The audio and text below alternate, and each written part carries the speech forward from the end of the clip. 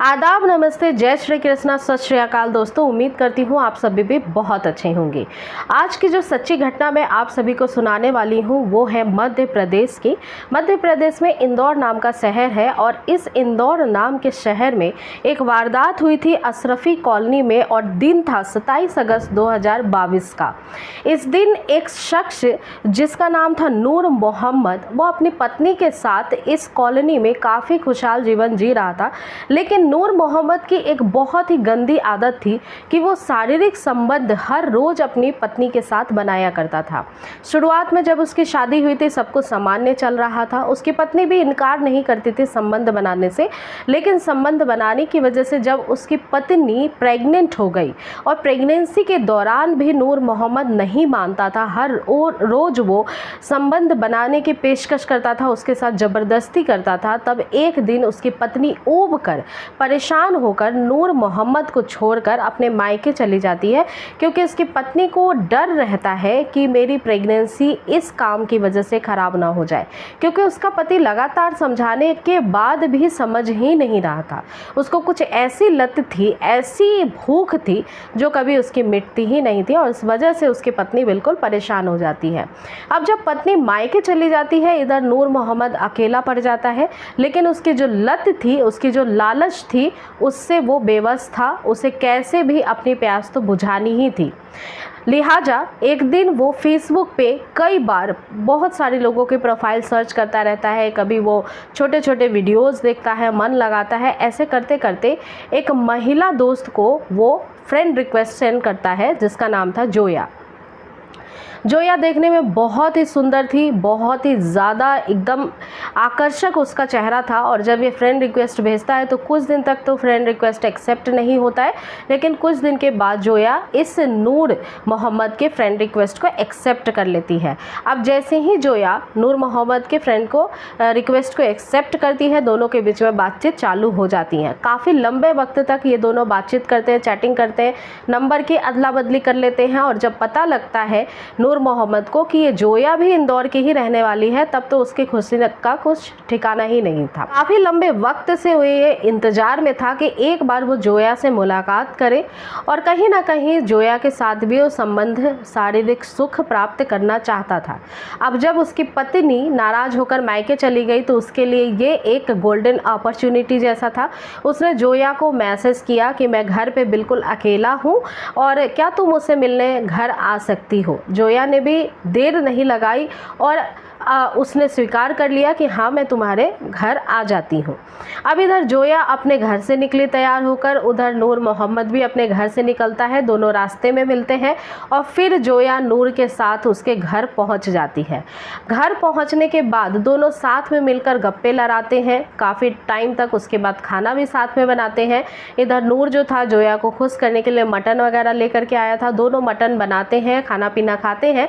लेकिन नूर की जो असली मनसा थी कि उसे शारीरिक सुख चाहिए जोया के साथ, तो जब उसके लिए वो आगे बढ़ता है और जोया के पास जाता है, संबंध बनाने की कोशिश करता है, तो जोया का जो ऊपरी धर था वो तो बिल्कुल एक लड़की की जैसा था, सामान्य था।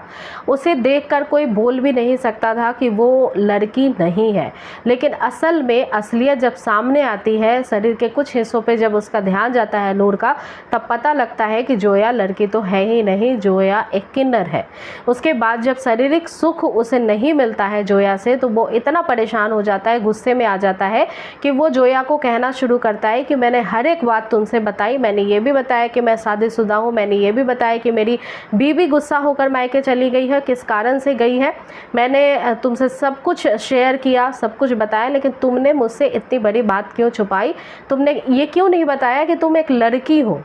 उसके बाद जोया की बहुत लड़ाई होती है नूर के साथ। दोनों की हाथापाई शुरू हो जाती है और नूर इतने गुस्से में आ जाता है कि जोया का गला दबाने लगता है और दबा दबा कर उसके गले को उसे मौत के घाट उतार देता है। 27 अगस्त 2022 की यह घटना होती है। रात में ही जोया की हत्या हो जाती है। उसके बाद अब नूर के लिए सबसे ज़्यादा परेशानी का ये कारण था कि जोया के जो शरीर है उसको ठिकाने कैसे लगाया जाए।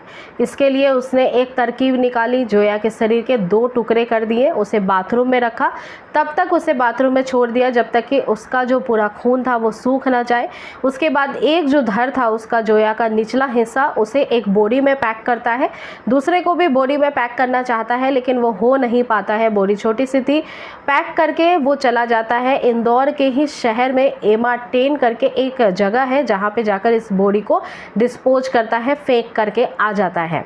उसके बाद घर आने के बाद 27 के बाद 28 और 29 तारीख 2 दिन वो ऊपरी धड़ जो जोया का था इसे एक संदूक के अंदर रखता है, जो कि घर में ही था, क्योंकि दिन का पहर निकल चुका था, लोगों का आना जाना भी लग चुका था और वो चाहता नहीं था कि वो पकड़ा जाए, तो उसे संदूक में रख देता है। लेकिन संदूक में रखने के पहले वो उसे भी पॉलिथीन में पैक करता है।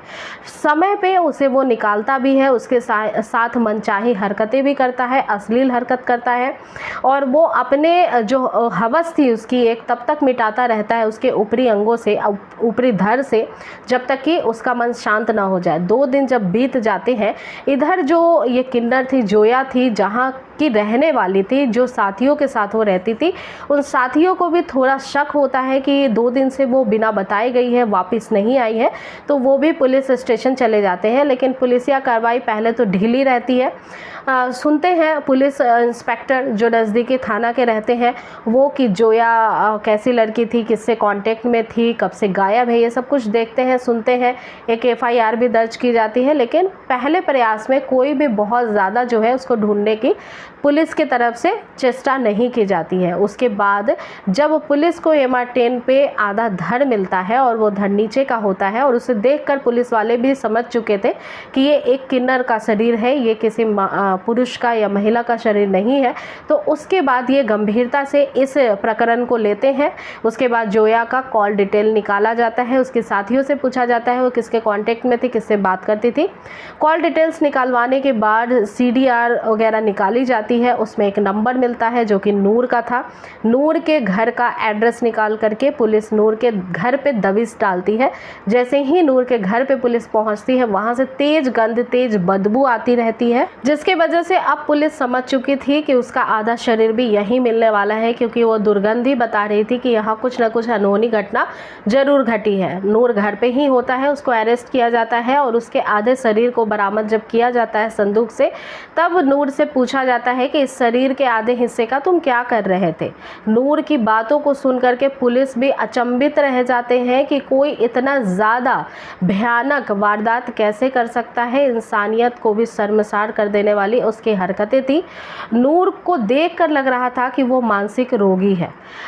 उसके बाद उसे अरेस्ट किया जाता है, उस पर मुकदमा दर्ज होता है, उसको जेल भेजा जाता है। लेकिन ये जो घटना जब सामने आती है, पूरा शहर, पूरा ज़िला सन्न था कि कोई इस हद तक भी गिर सकता है। लेकिन फिर भी इस कहानी को सुनाने का मेरा मकसद आप सभी की भावनाओं को ठेस पहुंचाना नहीं था।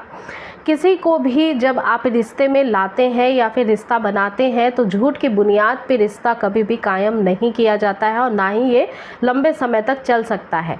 अगर जोया को ये बात समझ में आई होती कि मुझे सच बताना है, सामने वाले को कभी भी झूठ नहीं कहना है, उसे अंधेरे में नहीं रखना है और जो रिश्ता वो बना रही थी वो झूठ की बुनियाद पे बना रही थी, तो इसका जो नतीजा है वो तमाम जनता के जब सामने आती है तो ये काफ़ी ज़्यादा भयानक होता है। तो बस इस कहानी का सुनाने का मेरा मकसद यही था कि आप सभी को जागरूक कर सकूं, कोई ना कोई एक अच्छे संदेश आपको कहानी से दे सकूं। मेरा नाम पूजा है, ऐसी ही सच्ची घटनाओं के आधार पे कहानियां डेली सुनाया करती हूं। अगर आपको कहानी सुनने का शौक है तो आप इस चैनल को सब्सक्राइब कर सकते हैं, वीडियो को लाइक कर सकते हैं।